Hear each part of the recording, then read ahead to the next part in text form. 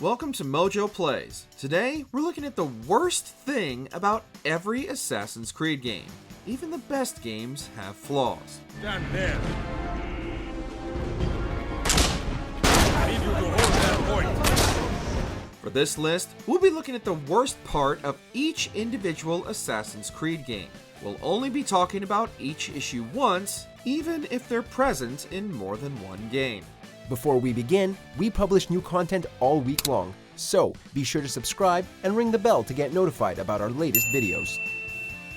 The controls. Assassin's Creed. You've no claim to it, Robert. Take yourself from here before I'm forced to thin your ranks further. At the time, Assassin's Creed was groundbreaking. Its huge maps, historical realism, and the plot twist at the end have created many fond memories. But it wasn't perfect, and it's certainly now showing its age, specifically where the controls are concerned. It's not easy, especially for a beginner, to know when to switch between weapons, particularly when it's necessary to swap from the sword to the hidden blade to actually perform assassinations. The platforming controls aren't great either, and Altair is very slow while climbing. Ultimately though, most of these issues were immediately fixed in the sequel, so we can't hold the first game's issues against Ubisoft too much, though it's still bizarre that it didn't have any subtitles. We'll start simple.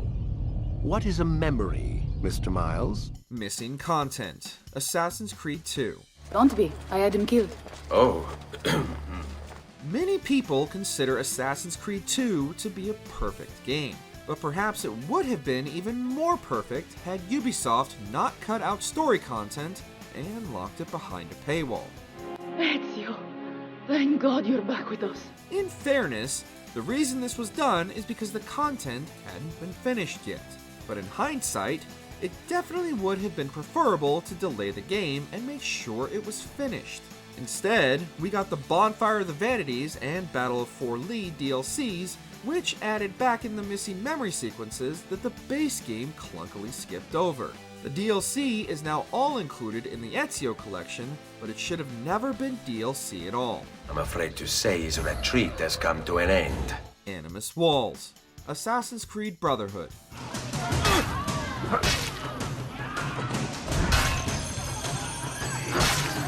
Like Assassin's Creed 2, it's a struggle to come up with many faults for Brotherhood.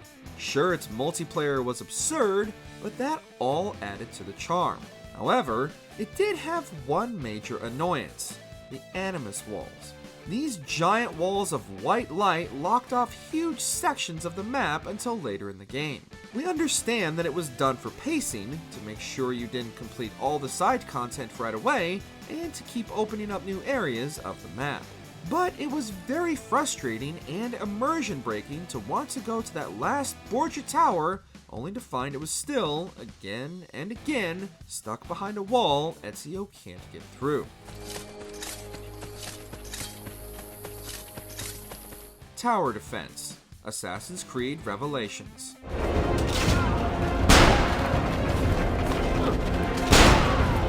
Ubisoft had successfully innovated in the previous 3 games, adding side missions, fast travel, and then the assassin recruit system.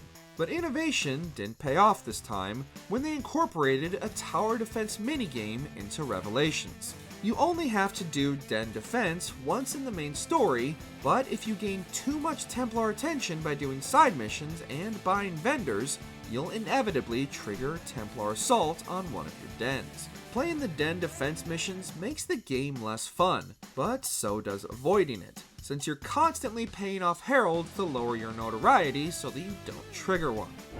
Secure that point. User interface. Assassin's Creed 3.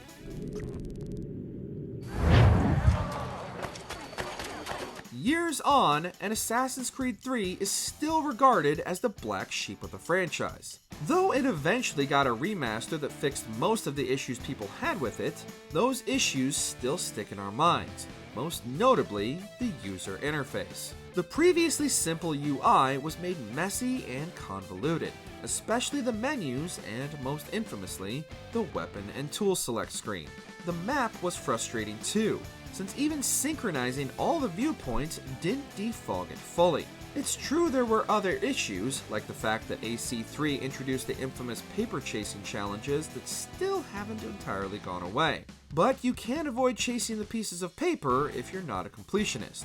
You can't avoid using the awkward menus. Get down now! Collectibles. Assassin's Creed 3 Liberation.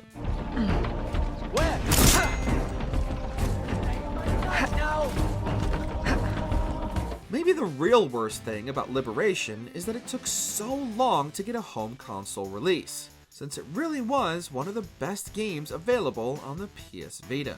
But as for the game itself, Liberation tries to pad its length by adding in more collectibles than you know what to do with. Some collectibles are fine, of course, but Liberation has too many. There's unlocking all the dressing chambers, getting all the Mayan statuettes, finding all the alligator eggs, the mushrooms and fever victims, the diary pages, and the chests. Then, each of Aveline's personas, the assassin, lady, and slave, have their own collectibles, coins, jewels, and voodoo dolls respectively. Did you get them all? Tailing missions. Assassin's Creed 4 Black Flag. Fear there onto us! Hang back.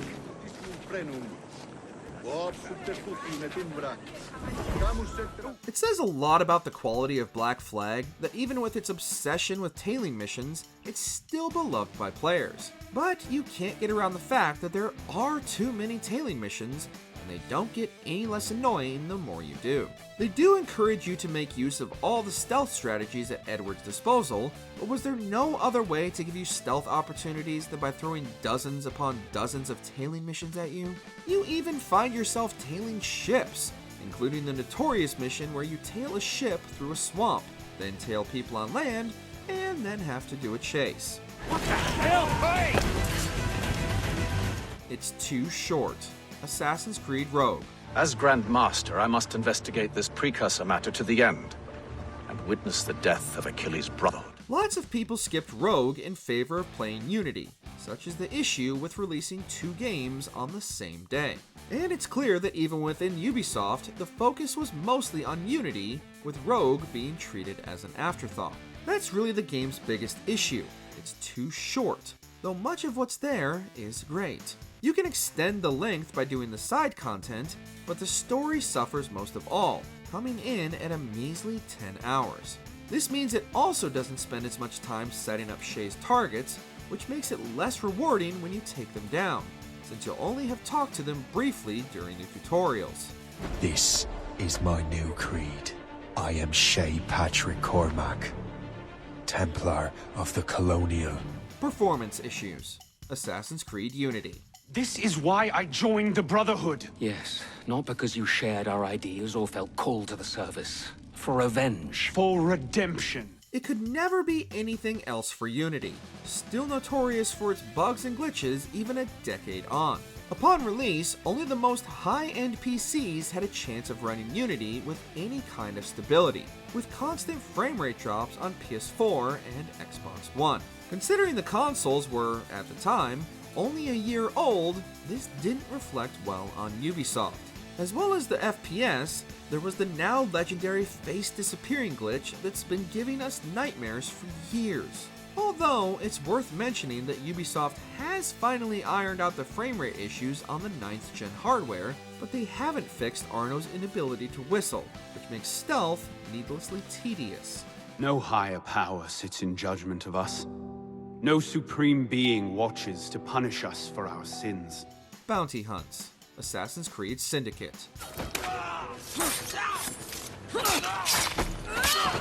Like Unity, Syndicate also had a lot of performance issues, and bafflingly still only runs at 30 frames per second on PS5 and Xbox Series X. But the Templar bounty hunts might be the most frustrating part of the game. There are a few bounty hunts in each section of the map, where the Fries are tasked with kidnapping a criminal or Templar agent alive for Inspector Abeline.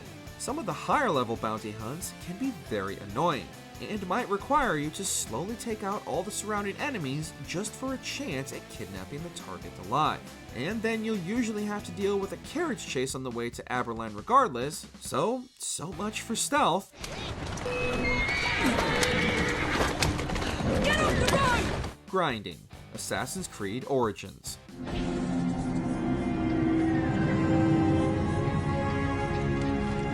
After adding levels and gear upgrades in previous games, Origins went further into RPG territory than ever before with a much deeper leveling and skill upgrade system. But with that came a lot of grinding, since you had to do lots of side content if you didn't want to be underleveled for the story. This is all well and good, but not all of the side content is that fun.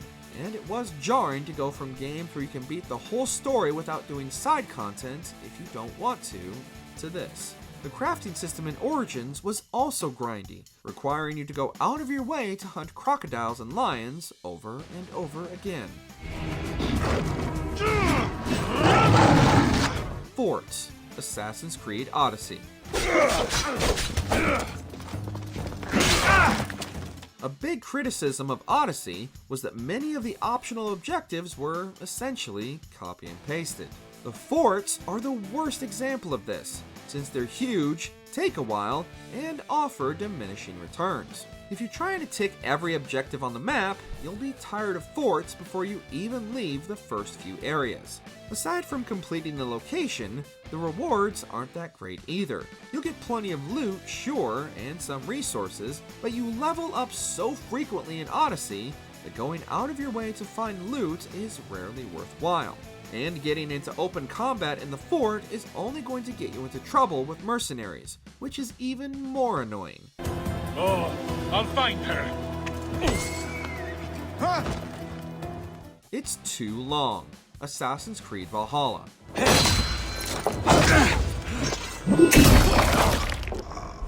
Yes, we know complaining about a game having too much content sounds a little backward, but Valhalla's map is simply too large, with much of its side content not being meaningful, making getting from start to finish a slog even for the most dedicated players. On their own, all the side missions are fine, and it can be rewarding to clear the map of those glowing orbs. But there are so many instances of each mission type that you'll get tired of it about halfway through. There are too many cursed objects, too many Roman artifacts, and too many cairns.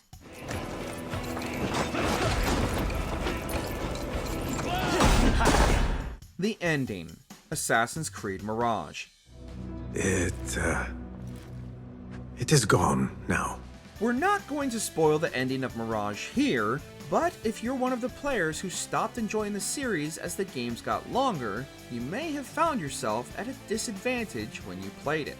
Though much of the game follows a simple and familiar story about the street thief Basim, the entire game is a prequel to Valhalla, intended to be originally DLC. If you loved Valhalla and finished the story, you'll have also loved the way Basim's journey and his relationship with Nahal unfolds. But if you didn't finish Valhalla, and don't know its complete story, you'll be left scratching your head and wondering what the last hour of gameplay was all about. Rest while you can. Our work is not done yet. Do you agree with our picks? Don't forget to stick around and check out our other videos on MojoPlays.